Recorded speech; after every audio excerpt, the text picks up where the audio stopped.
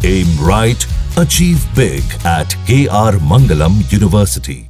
बिहार विधानसभा चुनाव से पहले सियासी गोलबंदी शुरू हो गई है। महागठबंधन के साथ चुनाव लड़ने को लेकर एआईएमआईएम ने लालू यादव समेत महागठबंधन के सभी नेताओं को लेटर लिखकर एआईएमआईएम को भी महागठबंधन में शामिल करने की अपील की है। और इधर आम आदमी पार्टी के संयोजक अरविंद केजरीवाल ने इंडिया अलायंस को झटका देते हुए बिहार की सभी 243 सीटों पर कैंडिडेट उतारने का ऐलान किया है।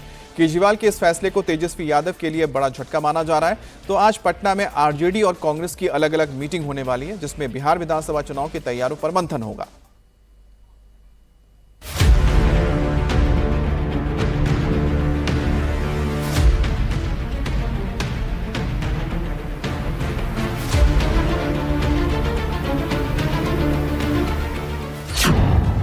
बिहार में 2025 का रण, विधानसभा चुनाव में बदलेगा समीकरण।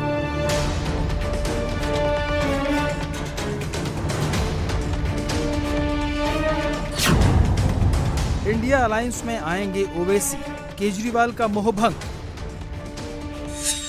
हमारा कोई गठबंधन नहीं है कांग्रेस के साथ। वो इंडिया अलायंस लोकसभा का था, अब हमारी तरफ से कोई नहीं है।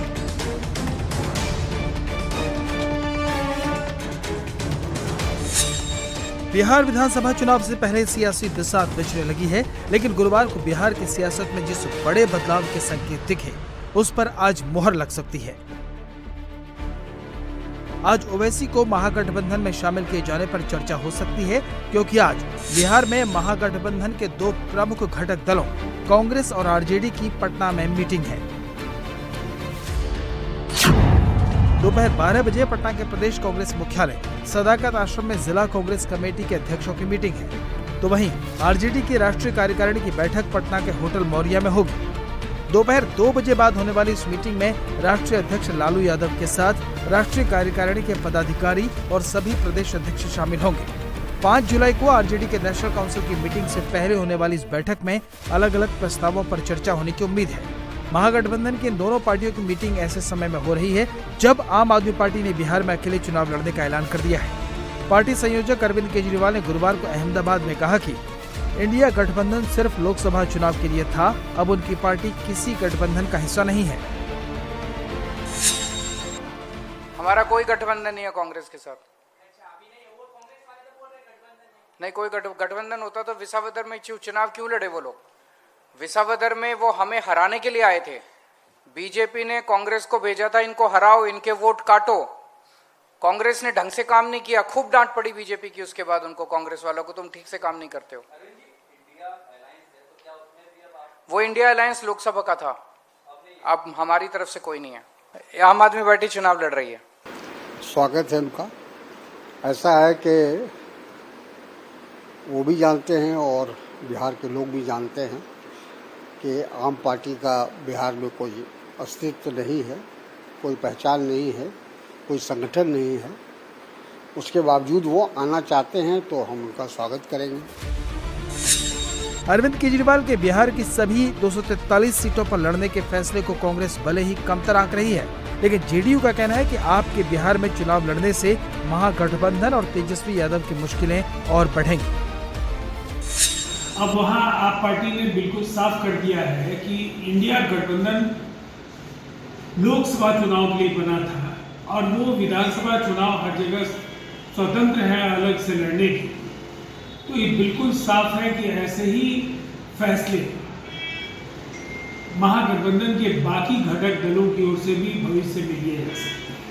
इसलिए उनकी चुनौतियां बढ़ी हैं और निसंदेह तेजस्वी यादव के लिए आगे की जो राह है वो मुश्किल होती है। एक तरफ केजरीवाल का इंडिया अलायंस से मोहभंग हुआ है, तो ओवैसी की पार्टी एआईएमआईएम ने फिर से महागठबंधन में शामिल होने की बात कही है। बिहार विधानसभा चुनाव से पहले एआईएमआईएम के बिहार प्रदेश अध्यक्ष अख्तरुल ईमान ने लालू प्रसाद यादव को चिट्ठी लिखी है और बीजेपी को हराने के लिए सेकुलर वोटों के बिखराव को रोकने की दुहाई दी है। अख्तरुल ईमान ने लालू यादव के साथ ही कांग्रेस, सीपीआई, वीआईपी समेत महागठबंधन के सभी दलों को चिट्ठी लिखी है। अख्तरुल ईमान साहब ने आज राजद के राष्ट्रीय अध्यक्ष आदरणीय लालू जी को भी चिट्ठी लिखी, कांग्रेस के प्रदेश अध्यक्ष साहब को भी लिखी, दीपांकर भट्टाचार्य साहब को भी लिखी, सीपीआई के भी लिखी, मुकेश सैनी साहब को भी लिखी, सीपीएम को भी लिखी। सभी महागठबंधन के दलों को हमने लिखा है कि सेकुलर वोटों का बिखराव नहीं होना चाहिए।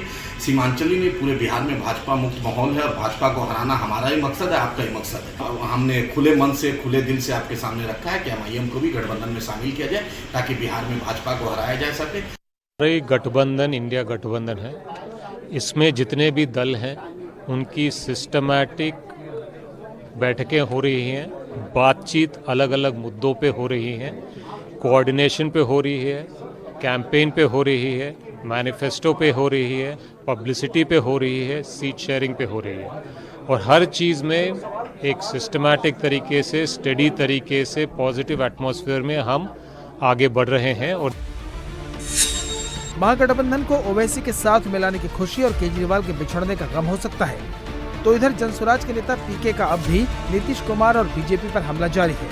भोजपुर की रैली में पीके ने रक्षा मंत्री राजनाथ सिंह के बयान पर तंज कसा। राजनाथ सिंह जी अगर बोले हैं कि बिहार का गौरव वापस करेंगे, तो क्या बीजेपी वाले 15 वर्ष से सरकार में नहीं है? दिल्ली में किसकी सरकार है? बिहार में किसकी सरकार है? अब 15 वर्ष में नहीं किए तो क्या 150 वर्ष में कीजिएगा? बिहार विधानसभा चुनाव से पहले जहां केजरीवाल के ऐलान से महागठबंधन को कुछ नुकसान की आशंका है, तो बीजेपी कार्यालय में लगा नीतीश और पीएम मोदी का पोस्टर बता रहा है कि गठबंधन का पेच सुलझाने में एनडीए ने बढ़त ले ली है।